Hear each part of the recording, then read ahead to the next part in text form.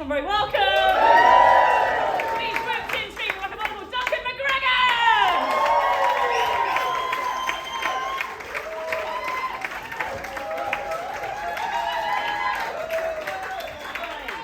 Good evening, folks, and Duncan. You've actually got two Duncans on the bill tonight, which is really, really weird. Because that just never happens. Not south of Dundee. I mean, it really feels like there's a glitch in the Matrix. I should probably take the blue bill. Anyway, I was in a cafe the other day, a coffee shop, and I was getting a cappuccino. You know, cappuccino, half espresso, half daylight robbery. And the lady in front of me was having a conversation with her daughter. I mean, I say a conversation, it was the Thunderdome. I mean, they were yelling at each other. And anyway, the daughter storms off in a huff. And the mother, she turns to me and says, honestly, 9 years old, and she acts like a teenager. I was like, that just kicked off all my flashbacks. Because I've got kids. I mean, I call them kids because, you know, when I call them the fruits of my loins, that's it. And I mean, they're growing up now, matured, and finally honed their talents for spending all my money. But kids, don't get me wrong, kids are wonderful, wonderful. I mean, all right, the first couple of years, you spend all your time covered in shits and vomit. You forget what sleep is. And, you know, you could have bought a Lamborghini, the amount of money you spend on them. But they're such beautiful, intricate creatures. And they learn so quickly, if they want to. I remember I was trying to teach my daughter how to count. 1, 2, 3, 4, 5. Straightforward enough, easy. She wasn't having any of it. I mean, she was only 1 at the time. You know, she just didn't want to know. I kept trying. And no, nada. Nothing was going in at all. And I got more and more frustrated. So much so that I spilled my coffee. And I said something. Just once. Not that loud. She was all over it like nappy rash. Suddenly, she had a brand new catchphrase. And she said it over and over and over again. For the next half an hour, that was it, non-stop. You know, it wasn't to put some Scooby-Doo on TV, distracted her, then she calmed down. I thought, things are good, I'm all right. And then, my wife came through the door, just back from the airport. And Addie, my daughter, she decided, I'm going to show off my new catchphrase. Mummy! Fucking shitballs!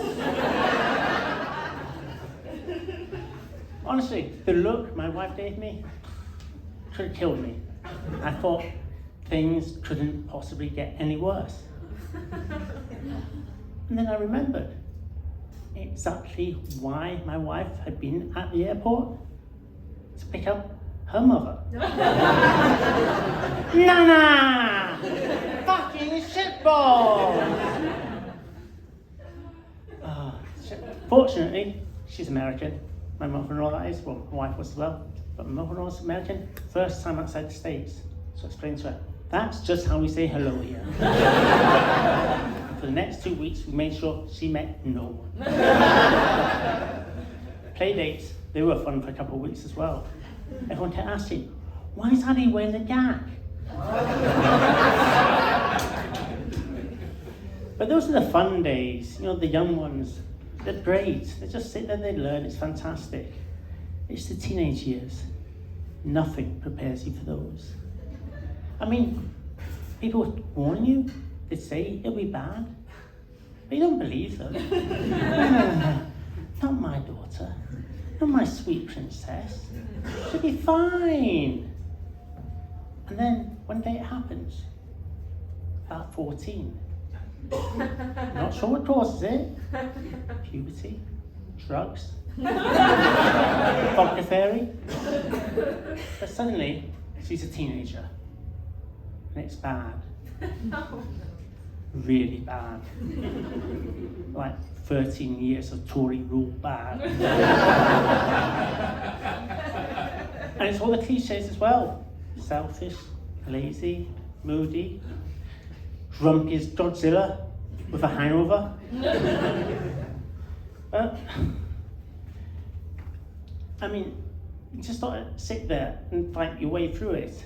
And you think, you know, it can't get any worse. And then one day, you hear her say the words you've been dreading. You just don't understand. But the thing is, you do. You really, really do. Because suddenly you realise just how alike you are. And just the fact you've created a replica of yourself. A Gen Z version of yourself. With a smartphone, Instagram, and this time, a menstrual cycle. Oh, they're bad. And the arguments, they rage on for days. And even now, she won't agree with me. She still thinks Die Hard isn't a Christmas movie.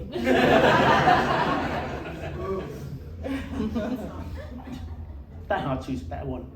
Anyway, what's I saying for that? Oh, but you know what? You fight your way through it, and things do get better. They grow out of it. But you do have to go through the tears, and the tantrums, and the waterboardings.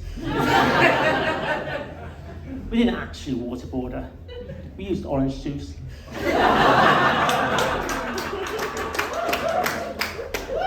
Anyway, that brings it back to the lady in the coffee shop. So I said to her, don't worry, your daughter will be fine. And one day, you will be so proud of her. But you always worried her about that Lamborghini. And it will be fucking shitballs.